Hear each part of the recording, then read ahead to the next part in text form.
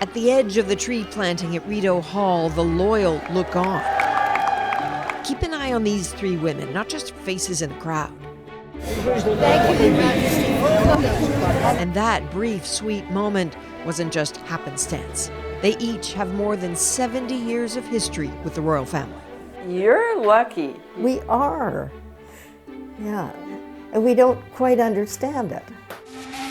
Carol Shipley says even the way it all started was a bit of a shock. 1953, 50 girls from every province and territory nominated by their high schools to be part of an extraordinary 7-week trip to tour the UK, to be right there on Oxford Street to see the young queen at her coronation. All of this sponsored by Canadian businessman Garfield Weston. A man ahead of his time, because he recognized that when you offer young people an opportunity like this, it can be transformative. He was wanting to strengthen bonds between the UK and Canada. We would start on the West Coast, and girls would board the train all the way along according to where they lived. The Western Goodwill Tour.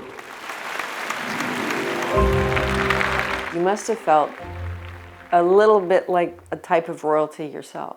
It was kind of a fairy tale, you know. We were ordinary kids. Most of us had never really been very far.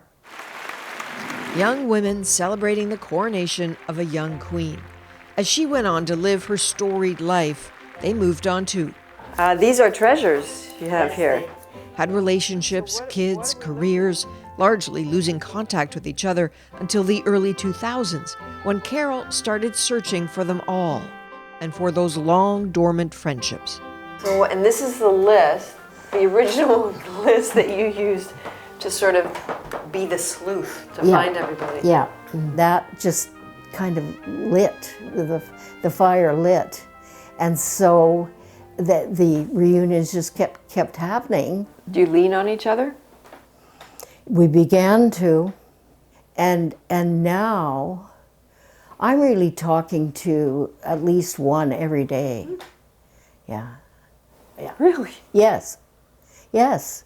Carol says they've taught each other about living and dying. That you see these pictures and moments and hear their tales now is a credit to a documentary team that set about following the women in the film Coronation Girls. They were worried this part of Canada's history could get lost, so the documentarians followed them in December of 2023 when they went back to London together. Were invited into Buckingham Palace. The gate opened and we were going in. And after a life united by a young queen, suddenly they found themselves face to face with the king. Oh, my Lord. Do we stand? Yes.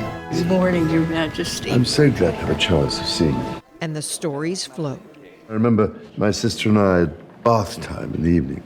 My mother used to come up bath time wearing the crown to practice. Because you have to get used to how heavy it is. Oh, so yes. I've never forgotten. I can still remember it vividly. I immediately liked him. And I liked his grace and his humor. So were you a civil engineer? Yeah, I was very civil. And his genuine interest in each of us.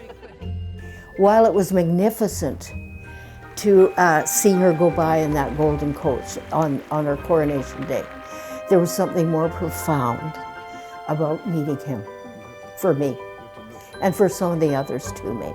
It's been a great joy for me to meet you all after all these years. Take care, bless you. Thank you. Why is that, do you think?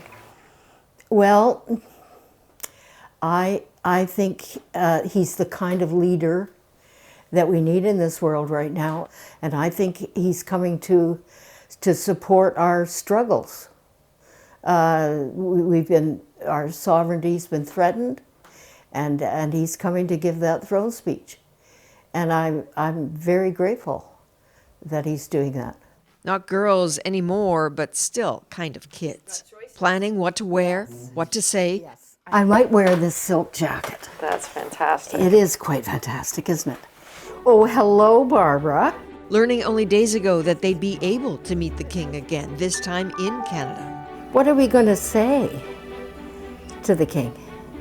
Well, what did you decide? I said we should discuss it, or else we'll have to speak in unison and just have time to think of one thing. Just a few representing the more than 30 women still left. All that history, all those friendships, and all that love of Canada for Canada.